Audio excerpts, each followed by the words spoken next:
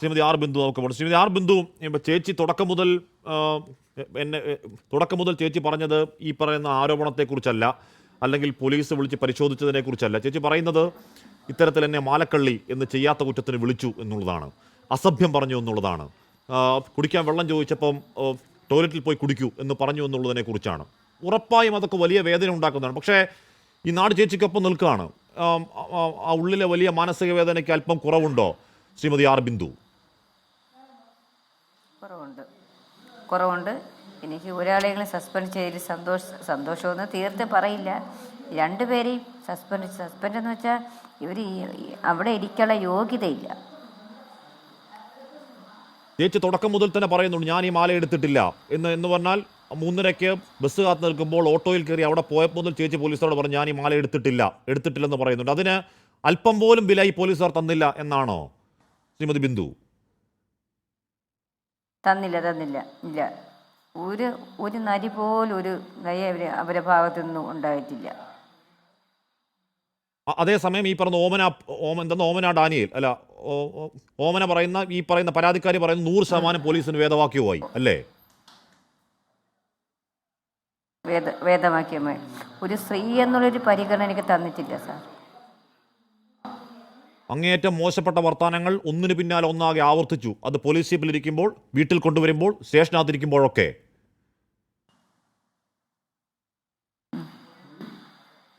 ഭയങ്കരമായിട്ട്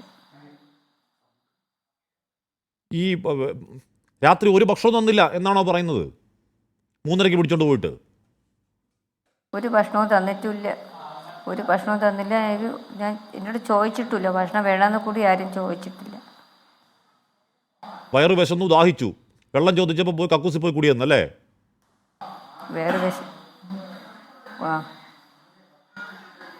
അത് പറഞ്ഞത് SI ആണോ, പ്രസന്നനാണോ?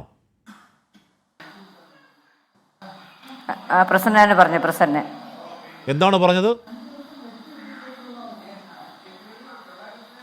ഞാൻ ചോദിച്ചു സാർ എനിക്ക് വെള്ളം വേണമെന്ന് പറഞ്ഞു. ബാത്റൂമിൽ ബക്കറ്റിലുണ്ട്, പോയി എടുത്ത് കുടിക്കാൻ പറഞ്ഞു. ഞാൻ ബാത്റൂമിൽ പോയെങ്കിലും ഞാൻ കുടിച്ചില്ല.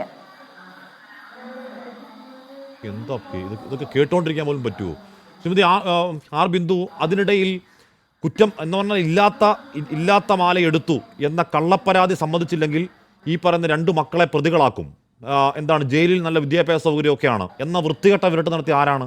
ഏത് പോലീസുകാരനാണത്? ഈ പ്രസിഡന്റ് എന്ന് പറയണ അയാൾ മദ്യപിച്ചിട്ടുണ്ടായിരുന്നു പോലീസ് ഉദ്യോഗസ്ഥരാണ്. ഇങ്ങനെ എന്റെ മക്കളെ കേസിൽ ഞാൻ പറഞ്ഞ അയാൾ മദ്യപിച്ചിട്ടുണ്ടായിരുന്നു. മദ്യപിച്ചിട്ടുണ്ടോന്ന് അറിയത്തില്ല. അല്ല, ഞാൻ ചോദിക്കുന്നതാണ്, സ്വബോധമുള്ള ഒരു മനുഷ്യൻ വേറൊരു മനുഷ്യനോട് പറയുന്നതാണോ? ഒരു സ്ത്രീ എന്ന പോട്ടെ, സ്വബോധമുള്ള ഒരു മനുഷ്യൻ വേറൊരു മനുഷ്യനോട് പറയുന്ന വർത്താനമാണോ അയാൾ പറഞ്ഞത് ചേച്ചിയോട്?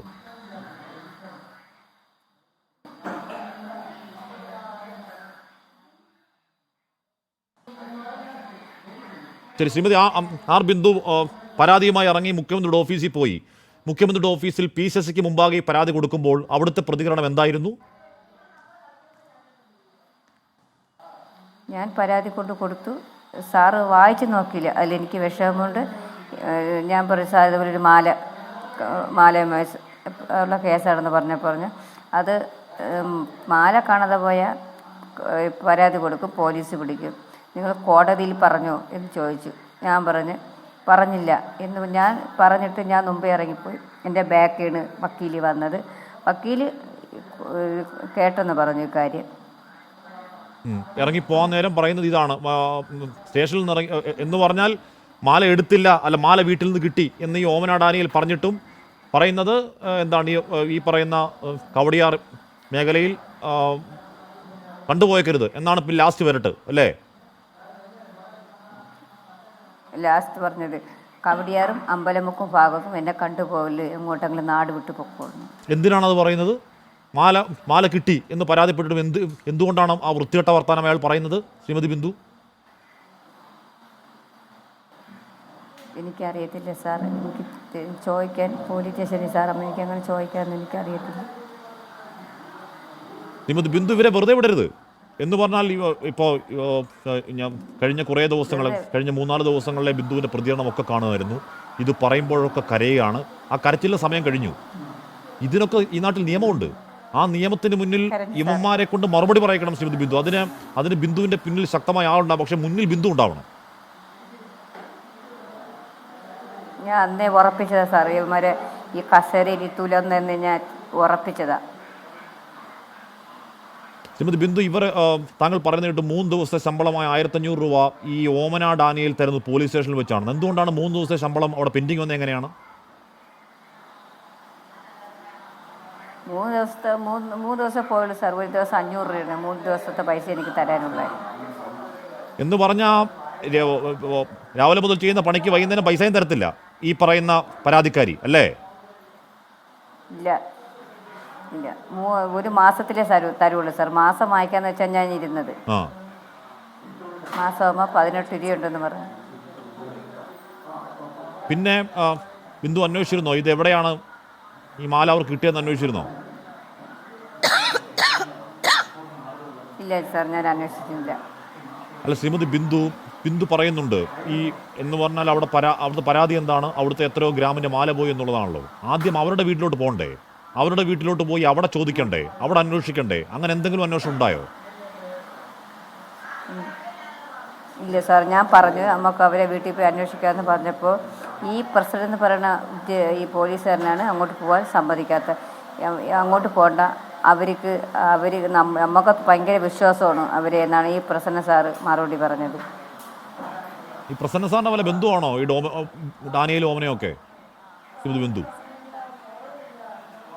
എന്തോ സാറേ, ചിലപ്പോൾ ആയിരിക്കാം.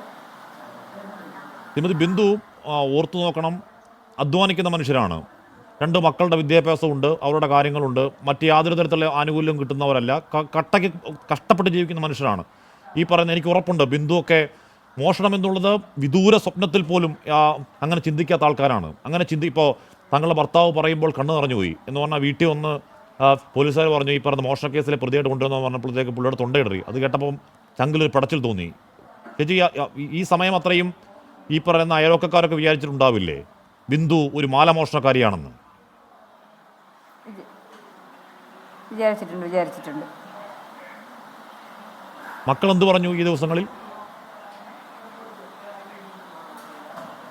മക്കള് കൂട്ടുകാരൊക്കെ കളിയാക്കുന്നുള്ള ഒരു ഭയം ഇപ്പോഴും അവർക്കുണ്ട്. ഞാൻ പറഞ്ഞു മക്കൾ ഇനി ഒന്നും പേടിക്കണ്ട, അമ്മ ചെയ്തിട്ടില്ലല്ലോ, ചെയ്യൂല, മക്കൾക്കൊക്കെ ധൈര്യമായിട്ട് പറയാം.